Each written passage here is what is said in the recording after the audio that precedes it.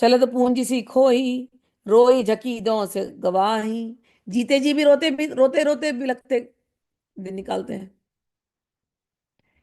कि जीवन जी रहे हैं, हमको ये नहीं मिला, हमको वो नहीं मिला, हमारा ये काम नहीं हो रहा, हमारा वो काम नहीं हो रहा, हम ऐसे फंसे हैं। इतना दुख है, इतना दुख है।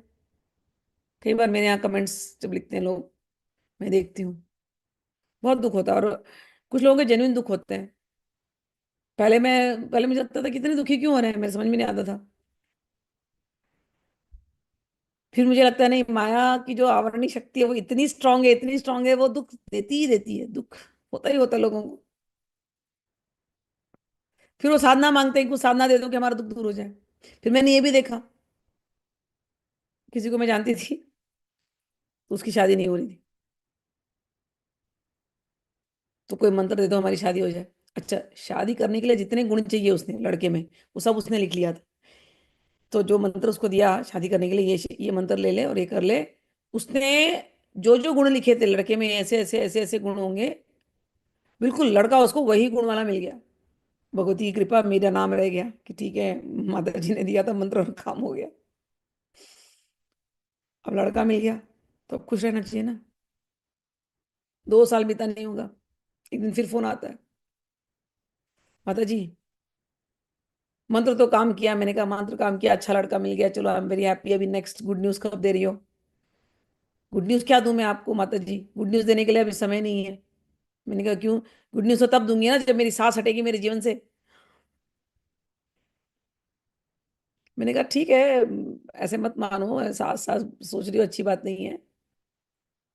अरे माता जी आप कुछ आप समझ नहीं है, बहुत प्रॉब्लम है सास की वजह से। मैंने कहा ये तो सास बहू का तो सदियों से लगा रहा है, इसमें क्या प्रॉब्लम है? नहीं माता जी, अब क्या बताऊं, बहुत सारी बातें फिर लगी अपनी सास के बारे में बताने।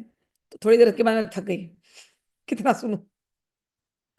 फिर मैंने कहा अच्छा ये बात बताओ, फोन क्यों किया, क्या पर्पज है फोन का? मुझे काम है, जल्दी बताओ। बोले आप मुझे कोई मंत्र दे दो कि मेरी सास का मुंह बंद हो जाए। है, कोई मंत्र दे दो कि सास का मुंह बंद हो जाए। मैंने कहा ऐसा कोई मंत्र मंत्र नहीं होता कि सास गूंगी हो जाए, ऐसा कोई मंत्र नहीं होता। सास गूंगी नहीं हो सकती। मैंने कहा नहीं हो सकती। तो बोलती है तो एक काम करो, ऐसा मंत्र दे दो कि सास में और मेरे पति में उच्चाटन हो जाए। मैंने कहा हे प्रभु, इसको मैंने कहा गूंगी नहीं होगी तो बोलती उच्चाटन करवा दो। मैंने कहा ऐसा भी मैं, मेरे को पता नहीं, मैं ऐसा सब करती नहीं हूँ। नहीं कुछ तो आपको पता होगा, ऐसे कैसे नहीं पता आपको? मैंने कहा नहीं पता है, मैंने कभी किया नहीं, मुझे पता भी नहीं, मुझे पूछो भी मत, रख दो फोन। नहीं नहीं, आप मेरा दुख नहीं समझ रही, आप मेरा दर्द नहीं समझ रही हैं। मेरा पति एकदम माँ के बस चरणों में बस पड़ा रहता है, मुझसे भी उतना बात नहीं करता जितना अपनी माँ से बात करता है, 2 2 3 3 घंटे अपनी बस माँ के पास ही जाके चिपका रहेगा। तो आप मुझे कुछ ऐसा मंत्र दीजिए, कुछ ऐसा टोटका बताइए कि सास में और मतलब मेरे पति में, माँ बेटे में एकदम उच्चाटन हो जाए। मैंने कहा मैं ऐसा नहीं दे सकती, कुछ भी नहीं है मेरे पास ऐसा।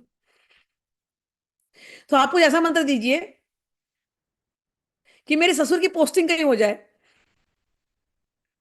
और मेरी सास दूर चली जाए बस मेरे से। मैंने कहा मेरे पास ऐसा भी कुछ नहीं है।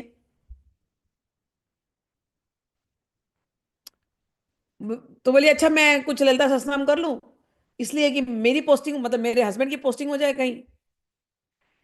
मैंने कहा तुझे करना है तो कुछ भी कर, लेकिन ये सब ठीक नहीं है। नहीं नहीं, मुझे बस यहाँ से दूर जाना है।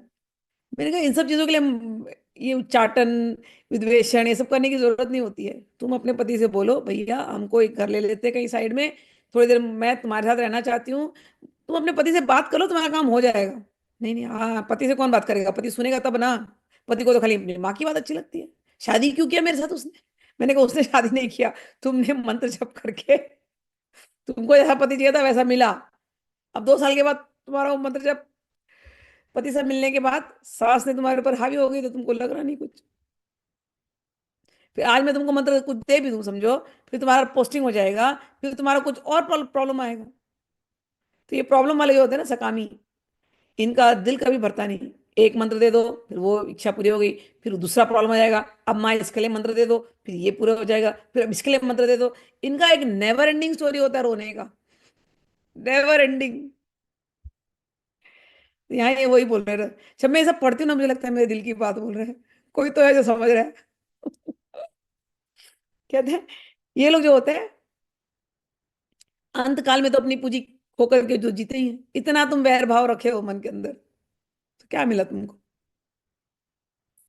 और जीते जी झीकते हुए अपना दिन गंवाते हैं, और रात को नींद में व्यतीत करते हैं। और जो आदमी होते हैं, उनको तो स्त्रियां अपनी वशवर्ती बना लेती हैं, और अपने वशवर्ती बना करके नचाती हैं। और अगर वो पति नाचे नहीं तो वो मंत्र मांगती हैं। एक थी ऐसी और एक लेडी, मेरे पिताजी के यहाँ थी। ये तो मैंने इतना देखा है, तो मैं इससे जरा घबराती हूँ इन सब चीजों से। तो वो लेडी आई और बोली, आप कुछ वशीकरण मंत्र दो, मुझे अपने पति के ऊपर करना है। अब क्या वशीकरण मंत्र दिया जाए? नहीं नहीं, मेरा पति मेरा सुने, मेरा पति मेरा सुने। तो मेरे पिताजी ने कुछ दिया नहीं उसको। फिर वो बड़े गुरु जी के पास हमारे गई। वहां का सारा उसने यंत्र तंत्र मंत्र सब ले लिया, कुछ मिला नहीं। फिर क्या करिए, अब वो परेशान हो जाते हैं ना, तो तांत्रिकों के पास जाना शुरू किया। अलग अलग जो होते हैं ना, वो ट्रेन में लिखे रहते हैं।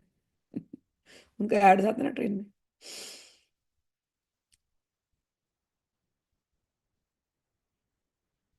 सौतन को भगाने का अचूक टोटका, इतने रुपए में वो लेते हैं हमसे पैसा और करा देते हैं।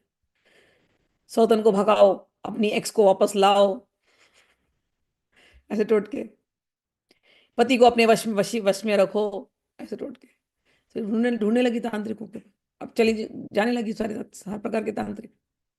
फिर तांत्रिक जब आते हैं तो, अब जब इनको चस्का चढ़ता है ना, जब ये वशीकरण और ये सब करने का, तो हिंदू भगवान कम पड़ जाते हैं इनके लिए। इनको हिंदू भगवान सारे कम पड़ जाते हैं। फिर ये क्या करते हैं, ये मजारों में जाते हैं। मजारों में जा करके फिर जिसको भी जो भी उनको मिलता है, करते हैं वो सब प्रयोग।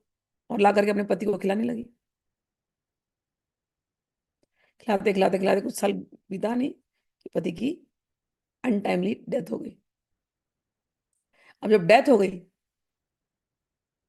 तो रोते बिलखते आई। फिर पिताजी के पास आई।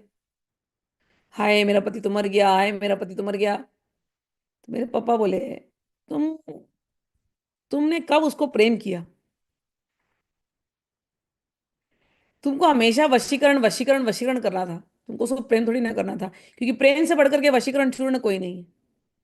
आदमी अगर किसी को प्रेम करे, कोई भी स्त्री किसी को प्रेम करे, अगर सच्चा प्रेम करे, प्रेम हो, तो आदमी कहीं जाएगा ही नहीं। जब तक वो जिंदा रहा, तुम झगड़ती रही। तुम खाली बस ये कभी इस तांत्रिक के पास, कभी उस तांत्रिक के पास, कभी फिर जाकर के सीधे मुसलमानों के पास, फिर मस्जिदों में जा जा करके तुमने न जाने कितने उसके ऊपर प्रयोग करा है, बिना जाने हुए। कौन सा भूत कौन सा जिन्न उसकी आत्मा को ले गया, तुम्हें पता भी नहीं है। जो तुमको भगवान ने दिया था, तुमने उसको ऐसे ही खो दिया। अब रो क्यों रही हो? नहीं नहीं, आप प्लीज कुछ कीजिए, उसकी आत्मा को बुलाइए, मैं उससे बात करना चाहती हूँ।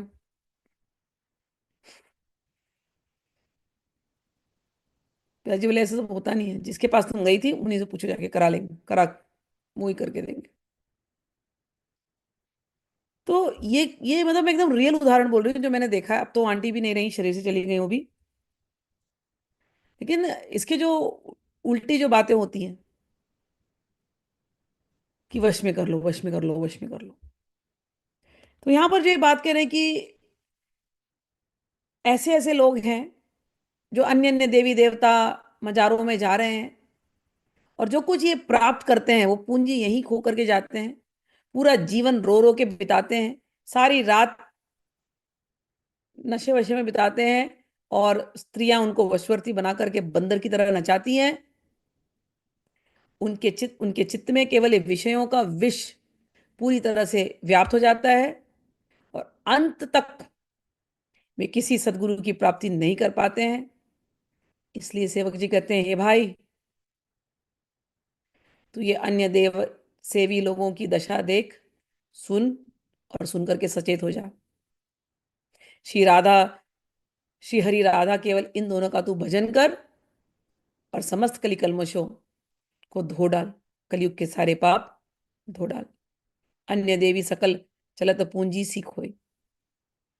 तुम्हारा जो अत्यंतिक जो कल्याण है वो केवल और केवल भगवान की आराधना और उपासना से हो सकता है, अन्य देवी देवताओं से नहीं। ये देवी देवता भोग दे देंगे, लेकिन मोक्ष से ये दूर हैं। इनको भी मोक्ष की प्राप्ति नहीं हो सकती। गीता में लिखा है ना, स्वर्गों में रहते हैं लेकिन फिर बाद में जैसे जब पुण्य खत्म, क्षीणे पुण्य मृत्यु लोकम विशन्ति, फिर नीचे आ जाते हैं। तो ऐसे देवी देवताओं के उपासक जो होते हैं, इनकी उपासना करते हैं, सब कुछ अपना पुण्य इनको दे देते हैं, अपनी अमूल्य निधि खो करके वे इस संसार से चले जाते हैं, उनको कुछ भी प्राप्त नहीं होता।